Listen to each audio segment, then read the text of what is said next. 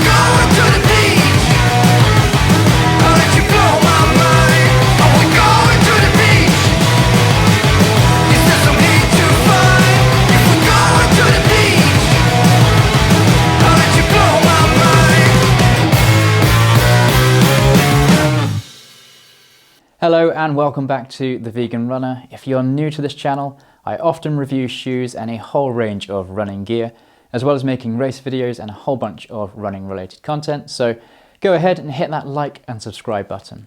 Now before I go on, I'm still not a sponsored athlete, so I bought these shoes with my own money and nobody's paying me to make this review. Right, so let's get into this review. The Brooks Levitate 5, a tempo shoe. So that's a shoe that you're going to be running moderate to hard efforts in, maybe a bit of speed work, some intervals and that kind of thing. It has a heel to toe drop of 8mm, which is just about the sweet spot for me usually, and in my size, UK 7.5, it weighs 295 grams.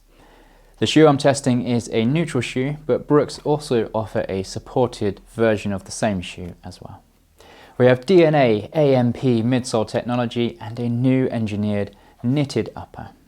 Plenty of rubber on the outsole suggests this shoe is built for heavy mileage, and the plush tongue and collar suggest comfort over long distances.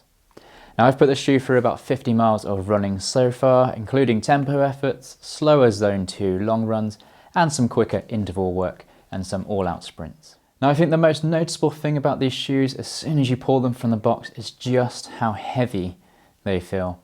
Now I'm used to running in shoes under about 260 grams, and at almost 300 grams per shoe, the Levitate 5 does feel pretty heavy to hold. Also noticeable is the construction quality. Everything looks well machined and it feels like a well put together shoe, as you'd hope and expect from a shoe that costs £140. The design is fairly simple and minimal in terms of looks. I quite like that. They're not too flashy, but they're not going to turn too many heads either. Looking a bit closer at the midsole, it does have this pretty unique kind of opalescent shine to them. It's subtle, but it's pretty cool and just lifts the overall design a touch. Okay, starting with the outsole then, we've got 2 to 3mm of thick rubber covering the length of the sole, with small cutouts exposing the midsole foam here and there. The predominant grip pattern is arrow-shaped with a further series of smaller grooves cut into the rubber. It's fairly quiet underfoot. Sometimes with Brooks shoes their outsole rubber can be quite loud, but I'm glad to say that's not the case here. What I will say about the traction though is that it's a little slippy, particularly on wet roads at high speed. For a shoe that's built for this kind of speed, it's a little bit disappointing, and I found myself paying more attention to where I was putting my feet and less on putting in the effort needed to complete the interval. In the outsole's defense, it does look pretty durable and I'm sure it's going to last a few 100 miles, but it might be a shoe you think twice about when heading out in wet conditions. Moving on then and looking more closely at the DNA AMP midsole then, Brooks are claiming a super springy ride offering high energy return and responsive cushioning. Sorry Brooks, but I'm just not getting that in this shoe. With all shoe companies, you have to take the marketing with a pinch or two of salt, but it's rare that the marketing is so far away from my experience with a shoe. Now I didn't feel any kind of spring or high energy return.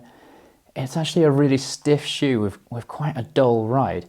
The only time when that wasn't the case was when I was at a full out sprint, but even then I wouldn't call it springy or even the energy return high. The fact that it's pretty heavy at nearly 300 grams as well doesn't help the issue.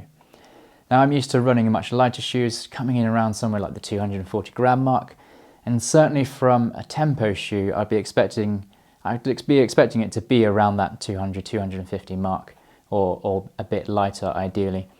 So at 300 grams it's just too heavy and it's quite tiring at the end of a long run. Now what it does remind me of is the Pegasus lineup from Nike, particularly the last Pegasus shoe I wore, which was the 36, which I also found to be pretty stiff and kind of unforgiving. It had a very similar feel to this shoe.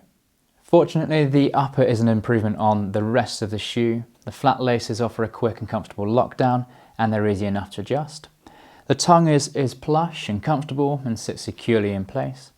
It is pretty thick though, so if you often suffer from a hot top foot, this might be something to be aware of when trying these shoes. The well-padded collar and heel also add to that high comfort feeling, and there's plenty of support around the heel. The knitted upper is breathable, and it looks as though it's going to go the distance and be pretty durable. The insole is well padded and cushioned at almost double the thickness of the outsole rubber. It's actually really well padded. Now I wonder if we could have had a bit less insole and maybe a bit more foam at the back. Maybe that could have helped just to soften the shoe up a bit and clear up a couple of those kind of stiffness and that dull ride issue.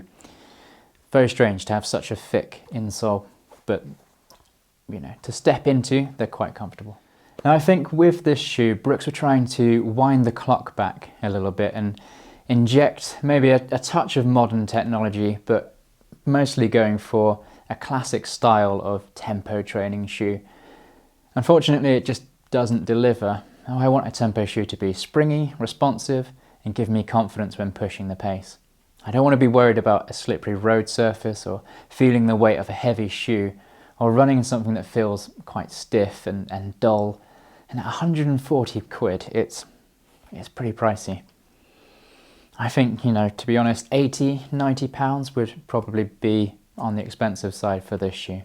It's a shame. I don't like to criticize shoes too harshly, but I've got to be honest, it's easily one of the worst shoes I've put on my feet in recent years, and I usually get on really well with Brooks, but I think with this one it's back to the drawing board. I hope you found that useful and informative. Again, if you haven't already, hit that like and subscribe button and check out the links below to find other ways of supporting and connecting with the channel, including getting your hands on one of these beauties. Thanks for watching, and until the next one, be the best you.